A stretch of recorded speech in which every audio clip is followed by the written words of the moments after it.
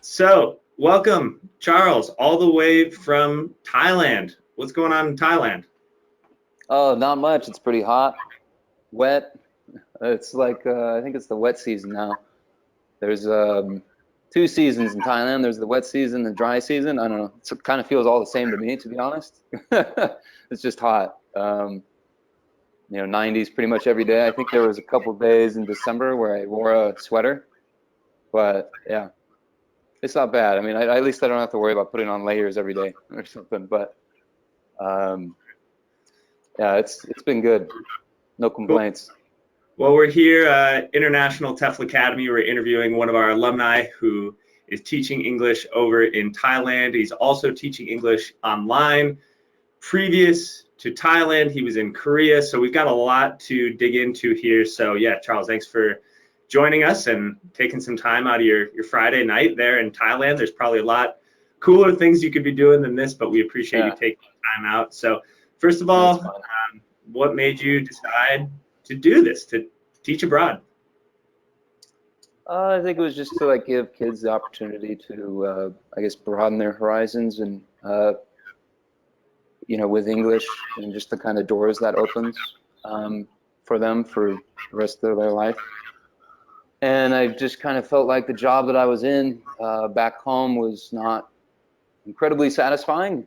And this, I just feel happier. That's kind of what I care more about, is just being happy. If I'm happy what I'm doing, then that'll carry on into other parts of my life.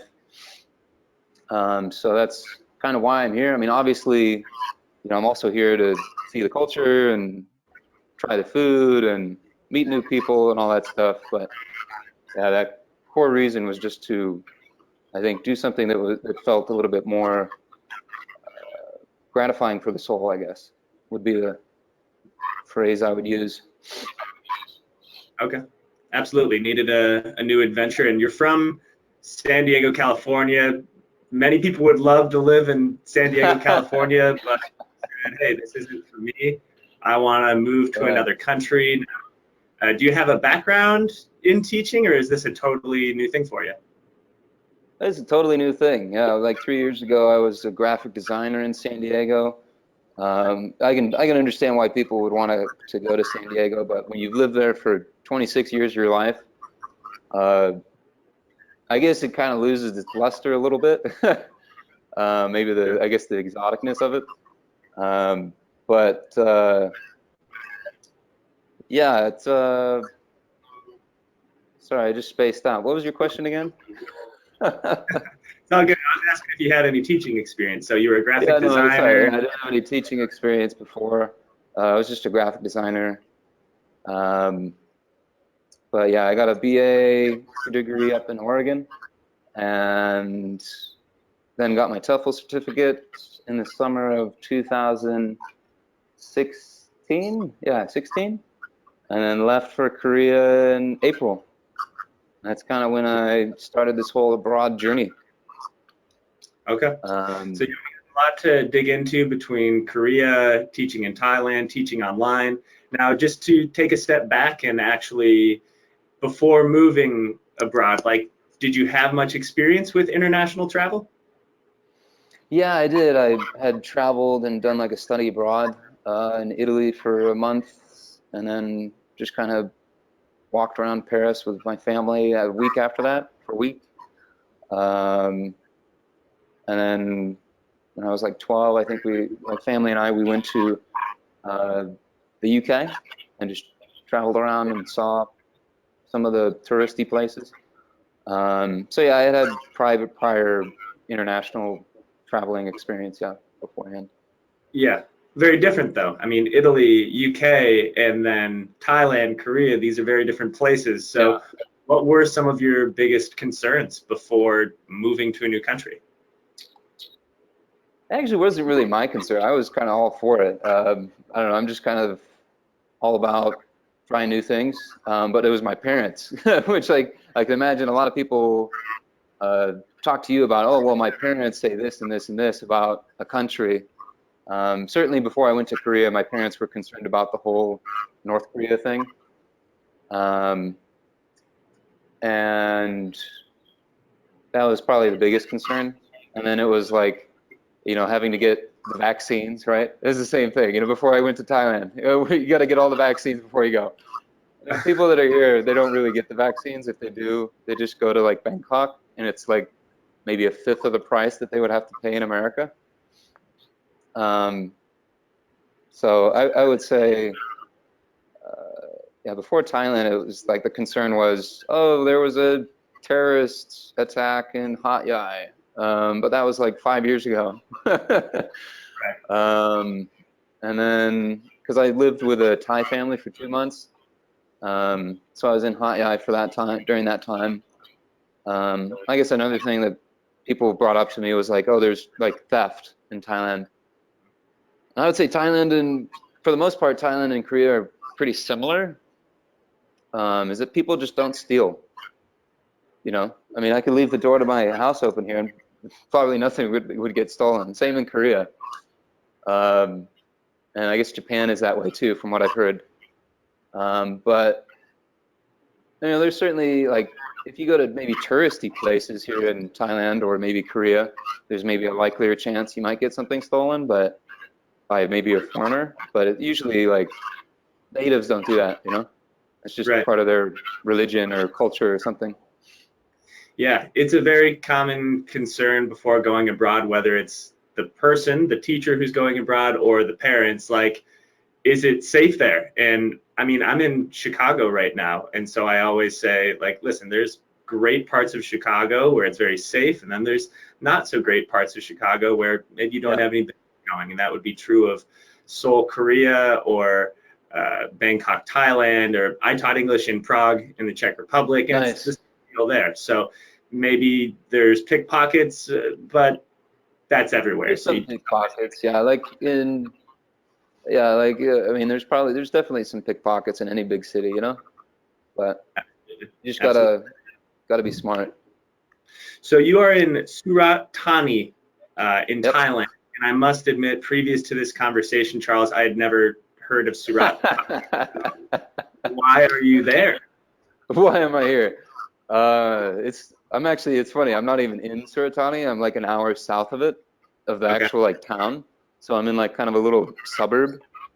So I guess I don't know what the equivalent to Chicago would be, but it's not like I'm in like downtown Chicago. I'm in like one of the outlying suburbs. It's like an hour away, whatever, from Chicago. I've actually never been to Chicago, but so you're an hour away from a city that I've never heard of. So I mean, why not? Yeah, so even more out of way, right? Exactly. So yeah, why am I here? I was actually volunteering at a school in Hat Yai, and I don't know, I kind of just got a bad vibe from the teachers that were telling me stories about how the administration was working with them, and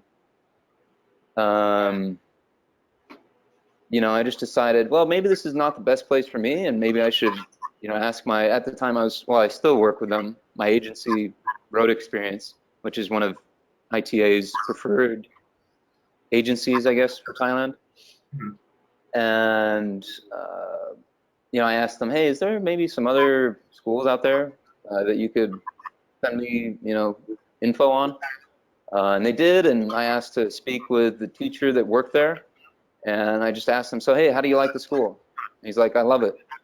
And it was just easy after that. And I asked him a bunch of other questions after that. But, generally, like, before you make a big move like this, it's good to at least talk to somebody that works there, or even better, somebody who used to work there. Because then they're not, they don't have that kind of employment cloud hanging over them.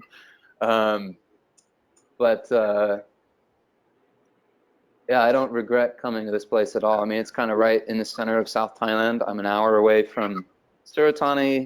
I'm an hour away from Kanom, which is a big beach on the eastern side of South Thailand here. About an hour and 30 minutes from Nakhon. About an hour away, 30 minutes from Krabi and Ao Nang and all those beaches on the western side.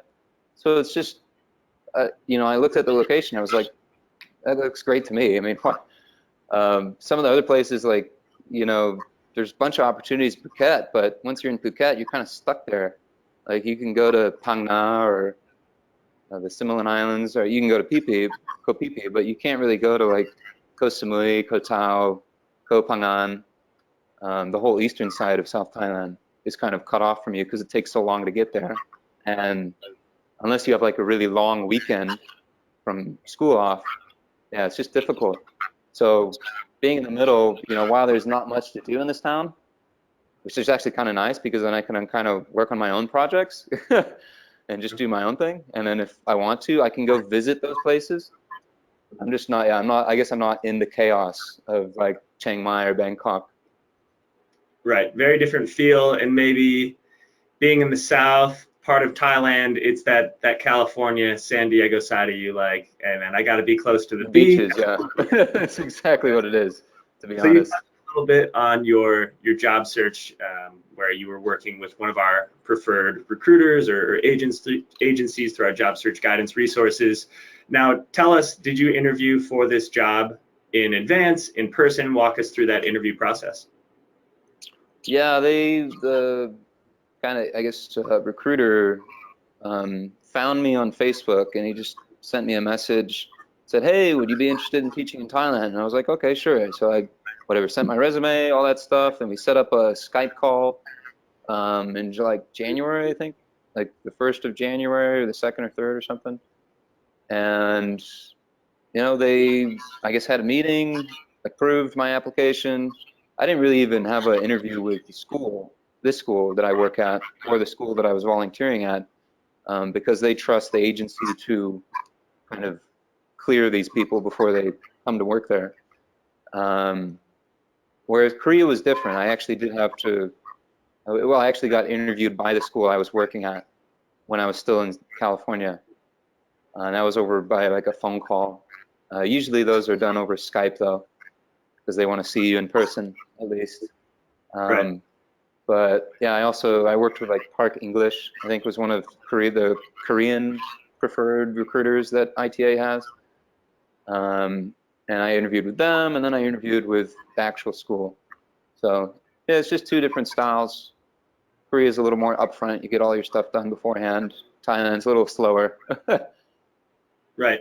But in both cases, you interviewed in advance, it sounds like. So that's very Yeah, common in Korea. That is the most common interview practice, yeah. where you can interview for jobs by phone, by Skype, before going overseas. In Thailand, it's kind of 50-50, or in most cases, people interview in person, but you had some previous teaching experience, and again, you interviewed in advance here for your job in Thailand. Yep. Okay. Okay, cool. Good to know. Now, in terms of like visas, this is always a big topic with students saying, hey, I've got a passport. Is that good enough to teach somewhere? So in Thailand, what is the visa process like? As far as like the required documents you need, or just like, you know, how long it takes and the timetable? Yeah, the whole process to get whichever visa you have. So I guess from day one when I arrived in Thailand was like March 2nd or 3rd. They gave me a 60-day travel visa, tourist visa, and I think I had to check in after 30 days with immigration, and then I had to renew it after 60 days. I had to leave the country, I think. I can't, yeah, I don't know, it's fuzzy. Like it was a year ago. So, you know, don't take my word, people, on these requirements, but this is kind of roughly how it went. Yeah, like 60 days I had to go leave the country and then come back in to renew the 60-day cycle tourist visa. I had to go check in with immigration again. Then I had to apply for a non-B visa, which is like the first visa you get. And then after that, then once you have that, you can apply for the work permit. And that can take up to like a couple months to finally get approved. And the non-B, I think, lasts for like 3 months, whereas the work permit can last for like a year. So that's kind of how the process went. I mean, you need a passport, obviously. You need, I think, a health check. You need police fingerprints from your own country, and then you'll have to get them in Thailand. What else? So you Health entered check. a tourist visa, and then once you were in the country, were able to get the work permit or the work visa. There's many steps to Yeah, get, there's a lot more, but in a short, lot more steps. and work permit in the country, right? Yeah. Okay. Okay, cool. And yeah, I mean, you don't need to be an expert on the matter, but you've done it yourself. And that's how it was for me also in the Czech Republic. I had never really traveled internationally before. I showed up with my passport, entered on a tourist visa, and then followed the guidance of experts to help me to get the proper work permit. And so that's a big part of what we do at International TEFL Academy. We have a whole student affairs team that can help you to find a job, that can help you bring the right documents to get a visa, educate you on what type of visa that is. So Charles, you were just following the experts and you managed to pull it off. So that's the good news, you're there. Now you teach both in person in Thailand and you teach online. So Yep. can you tell us a little bit about who you teach online with and what it's like to balance teaching in person and online? Yeah, there's kind of benefits to both. I kind of like the active nature of teaching in person, and just kind of getting away from the computer a little bit. Whereas I also like teaching online too, because it's, I mean, compared to teaching in the classroom, it's easier to teach online a little bit. And you actually make more money teaching online in Thailand than you would if you actually taught at a school, unless you work at like an international school or you're a professor at a university. You know, if you're a professor at a university here, you can make like 3,000, over 3,000 a month. If you work at an international school, you can make about 2,000, between 2,000, 3,000 a month. So, but you have to be here for a while. You have to have a little bit more credentials. But yeah, as far as balancing between online and the actual school, like I teach 6 hours. I mean, I have 6 hours at the school, 3 hours a day from Monday, Tuesday, Wednesday, and Friday, 3 hours of actual teaching. And then Thursday is 4 hours of actual teaching. So that's like a total of, I think, 16. And then I teach online 7 hours a week.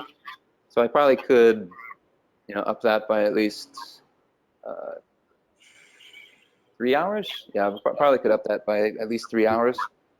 But I kind of like, you know, my Mondays and Fridays to be free in case there's a long weekend. So that's kind of how I balance it. I mean, I teach like 30 minutes, 2 hours Tuesday, 2 hours Wednesday, and 3 hours on Thursday online. Okay. That's kind of my schedule for that.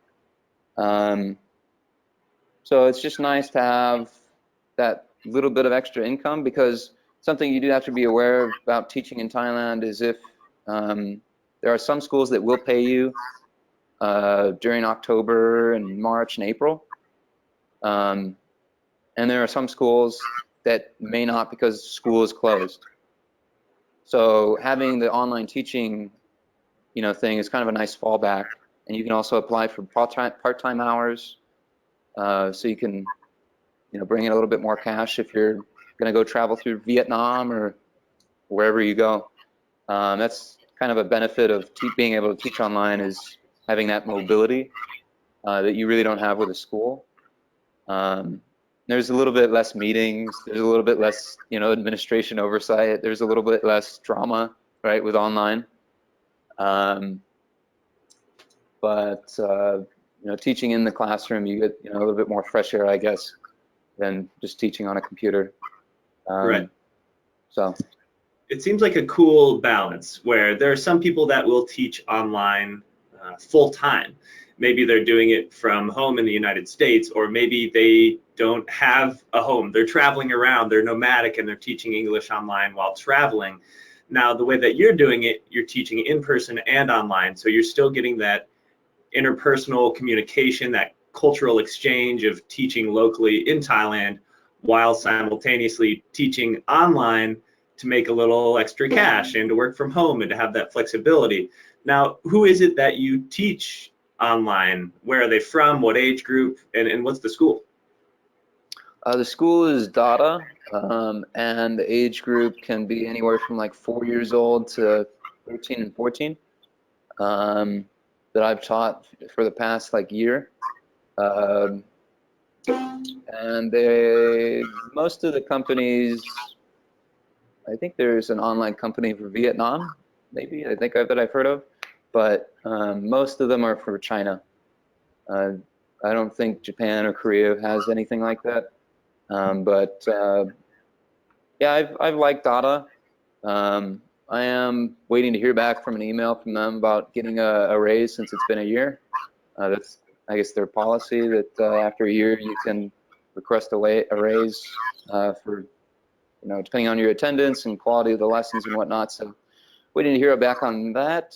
But yeah, I would say that actually the kids that I teach in China are a little bit more, I guess because it's not in a classroom, the kids are a little more focused for the most part, I'd say overall, and maybe a little bit, yeah, more focused, tend to learn quicker. That's just kind of something that you get with tutoring, kind of individual, hands-on teaching. Right. Okay. Now, there's two parts, it seems, to the hiring process or getting started with teaching online, where first of all, you need to get hired by the actual online school. And then second, you need to get students. Is that how it is with Dada in terms of it maybe takes a few weeks to ramp up? So what was it like the early stages of starting to teach online? What's nice about Dada is that even if you don't have students in your like queue for that day, they still pay you. I mean, they'll pay you half. So you're still getting money even if you don't have class. So that's one of the nice things about Dada.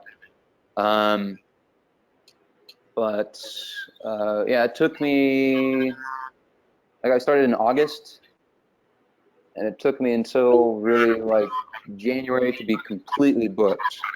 Like, everybody gets their New Year's resolution, right? So all the parents put their kids online to meet that New Year's resolution. So I've been pretty much mostly booked. But it's, when I first started, it was, I'd have a class like every day, two to three classes every day. It wasn't full. So it wasn't like I didn't have classes, it just wasn't full. So it took a while to be full with Dada. Okay. And they kind of, I think in October they hired maybe too many teachers. So then finally the demand came back with those New Year's resolutions, and they got a bunch more kids through that, so that their teachers became fully booked. So that's kind of how that process went out. I mean, I know some other schools, I guess, don't pay you if you don't have students, and you have to do a lot more of the marketing all on your own. But Dada helps out with that. So that's kind of one of the nice things about them. Right. So there are dozens of online English language schools. They're all slightly different in terms of how much you get paid, who you're teaching. Oftentimes it is children in China, but more often than not, it takes a few weeks, sometimes a few months to really build up that full schedule. So if you do plan on income coming from teaching English online, that's something that you want to prepare for. You want to start maybe sooner than you expected because it might take a little while to get started.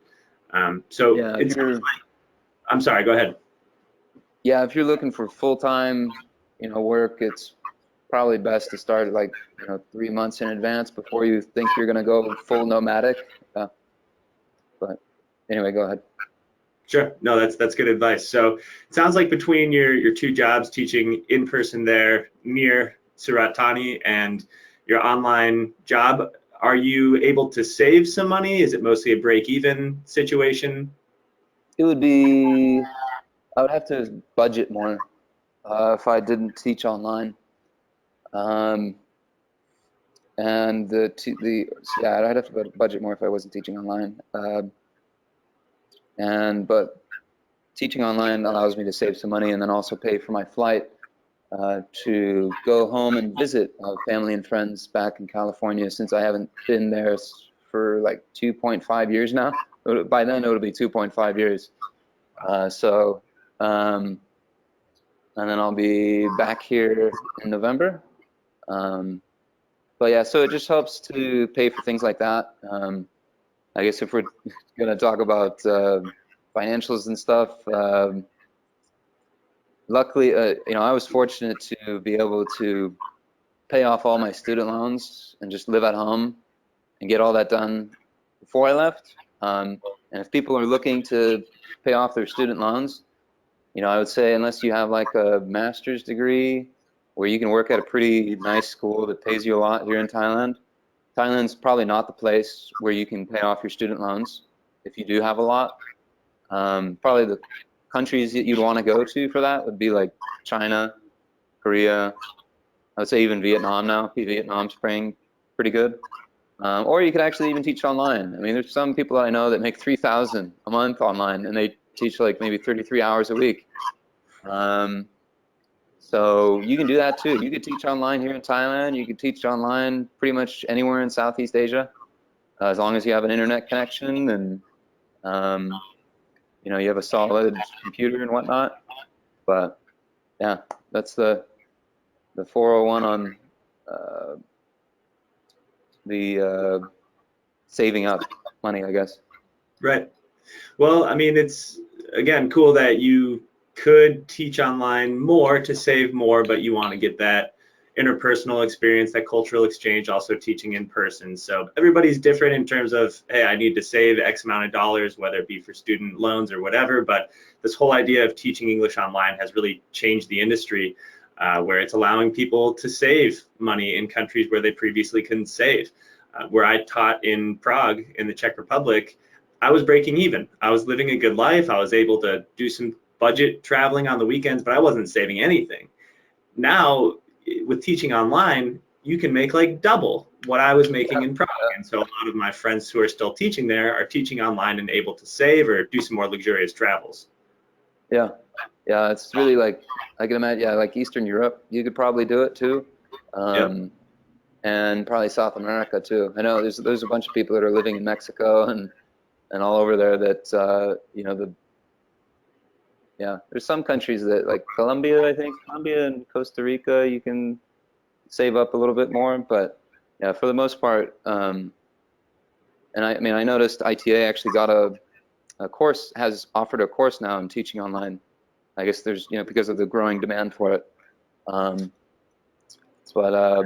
Yeah, that was a good move on ITA's part to do that.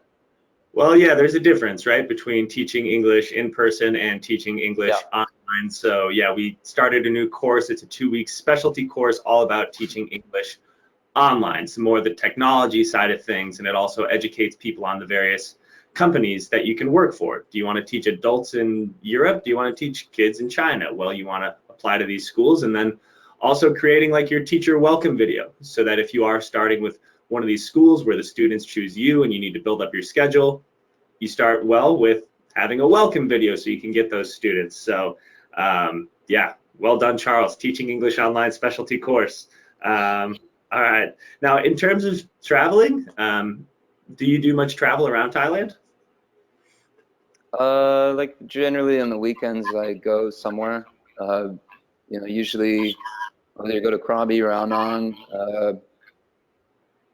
I think, usually Krabi, Ao Nang, or Kanom, or on a long weekend I'll go maybe to Koh Samui or Koh Phangan, or Phuket, or I went to Koh Lipe during the kind of school year break, which is a little bit farther out of the way, so I wanted to go see that because it's difficult to get to just for a weekend. So yeah, generally long weekends I try to go somewhere that's a little bit farther out of the way, difficult to reach, and I leave like weekends to go see places that are just easier to get to. Are you taking buses? Are you taking mopeds? How are you getting around the country? Oh, mopeds. Yeah. What's I got a driver's license. Done that. Like, what's it like to fly around Thailand on a moped? Yeah, it's wild. Like people tell me that Thai drivers are crazy, but I don't know. I mean, I drove through California, and you drive through LA and all that stuff, and people are pretty nuts on those freeways. And I'm sure you could say the same about Chicago, you know? Yes. But, you know, I haven't really noticed like anything crazy that's specific to Thailand. I mean, I've seen things equally crazy in San Diego or LA. So, yeah, I wouldn't say it's like, it's not like that crazy of a culture shock unless you come from maybe a smaller town in America. But it's nice. Like, that was kind of one of the draws to coming to Thailand, I guess, was to drive around on a motorcycle or moped or whatever. Yeah.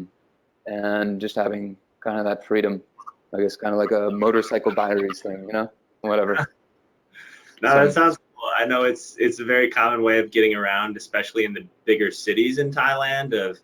That's the easiest way to get from point A to point B. Maybe not the easiest, but the quickest.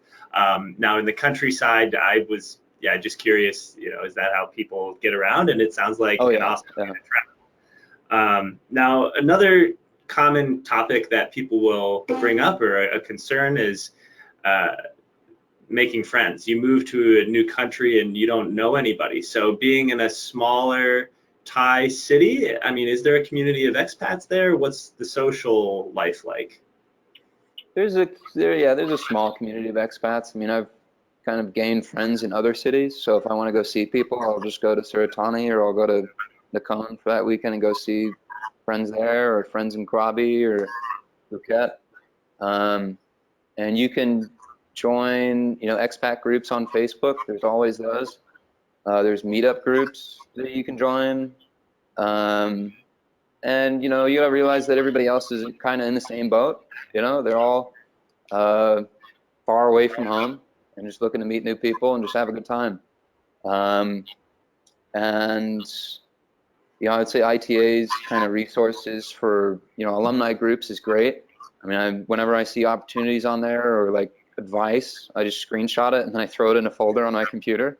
And so, you know, if I end up, I don't know, if I want to go teach in Vietnam, you know, I have this like library of people that I can contact. You know, hey, you know, just send in my resume or say, want to meet up for a drink or whatever. So that's probably a good thing to do whenever you see like a post that you like, or maybe some advice that you want to remember. It's just kind of screenshot it and save it for later. Yeah, and just don't be afraid to go out and take the jump, I guess. I mean, I guess in Korea when I first started out, I was by myself for the first couple months, and then I slowly gained a couple friends here and there, and it just kind of snowballs, you know. Yep. You know, you go to one meetup, and then that leads to another thing, and soon enough, you know, maybe you're too busy, maybe you just want some alone time, you know. But that's just kind of how it is. So That I would was just say, you know, sorry, I didn't mean to cut you off, sorry, but one no, of the go ahead. surprises for me in teaching abroad was how many people do this. Fortunately, I had one coworker in the States who told me that he taught English in Thailand, actually. I was like, what teacher? You're not an English teacher. You don't speak Thai. That doesn't make any sense. Yeah. But no, yeah, you can do it too. So when I moved to the Czech Republic, I mean, there was literally a bar called Expats where most Americans would go on Sundays to watch like NFL football games, and it's like just this weird subculture within the city. And in Korea, I know that's one of the most popular countries in the world to teach for many reasons. Now, I want to get your take on this, Charles, because you've taught in both Korea and Thailand. So if somebody's trying to decide, hey, should I go to Korea? Should I go to Thailand? What advice would you give them? It just depends on what they want from their experience. So, you know, you have to ask yourself questions like, you know, where do I live? What am I comfortable with? You know, and I guess part of it too is that you just gotta take that leap, and once you get there, you know, something may change in your experience, and what you wanted might change, and you just kind of have to become comfortable I guess kind of living in the moment and just kind of doing things a little more spontaneously, and kind of embracing the chaos that it can be at times. But I guess if you know, between choosing Korea and Thailand, if you're, say, somebody that's from southern part of America, or let's say maybe South Africa or something, or Australia, I guess, you know, maybe Thailand's more for you because you like the beaches more, or you know, you like going out hiking up through jungles and stuff, and being outdoorsy and whatnot. For me, I didn't really want to be in a city that was concentrated with a lot of tourists. I kind of preferred, I guess, taking a deep dive into the culture. And then if I want to go visit the touristy places, I can. But, and that's, I guess I was in Korea, I was in Gyeongju, which was kind of a small city too. It was like an hour north of Busan and about 4 hours south of Seoul, on the southeastern part of the country. I had a great time there. I mean, I met expats from, you know, the UK, Canada, South Africa, people from New Zealand that were traveling.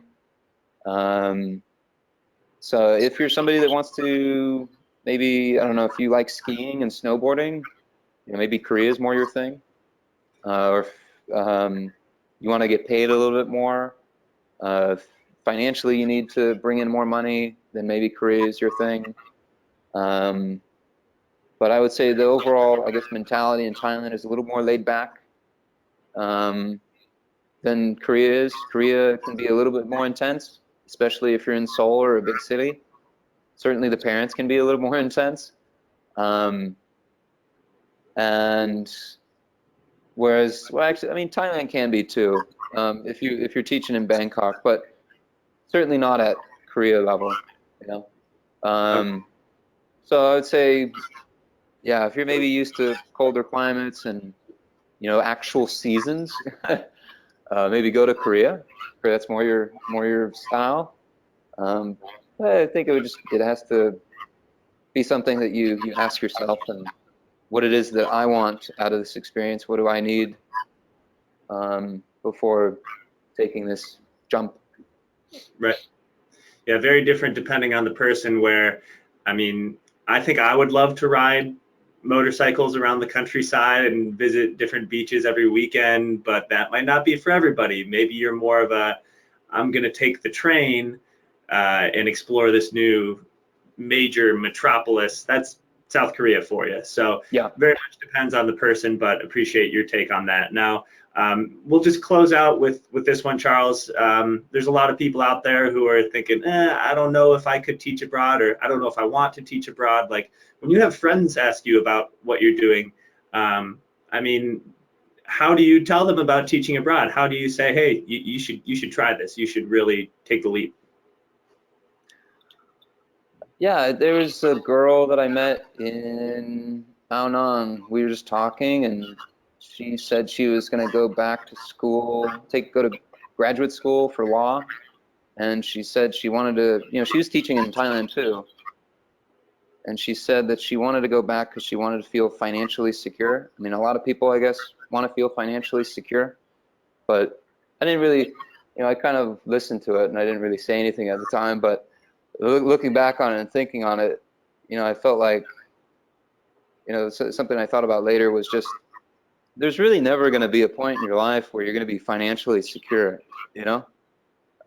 You're never going to feel secure. And I guess teaching abroad and, I would hate to say traveling because it just kind of sounds cliche at this point. You know, everybody's traveling on Instagram, right? You know, you see all these like photos of places they're going to and all this stuff. So I would just say, you know, experiencing new things just kind of helps you break out of that mindset that you need to feel secure and just being comfortable being insecure. So that's kind of what it helps me achieve. You know, who knows? Maybe I do go back to America and work there, but just at the moment, it's not where my interests lead or are leading me. And I just have other things that I'm working on here in Thailand as well, outside of teaching. But yeah, I would just say embrace the chaos and become comfortable being insecure. I like that. Embrace the chaos. That's a Yeah. new tagline for ITA right there. ITA, right? Embrace the chaos. That's a good one, huh?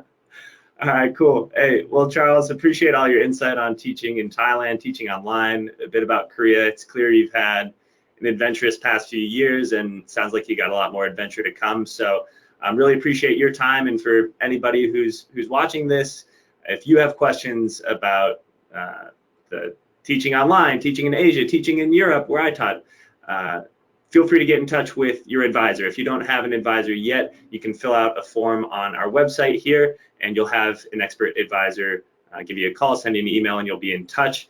But Charles, it's Friday night in Thailand. Is it time to go to bed? What's going to happen here after we close out? Sadly, it probably will go to bed.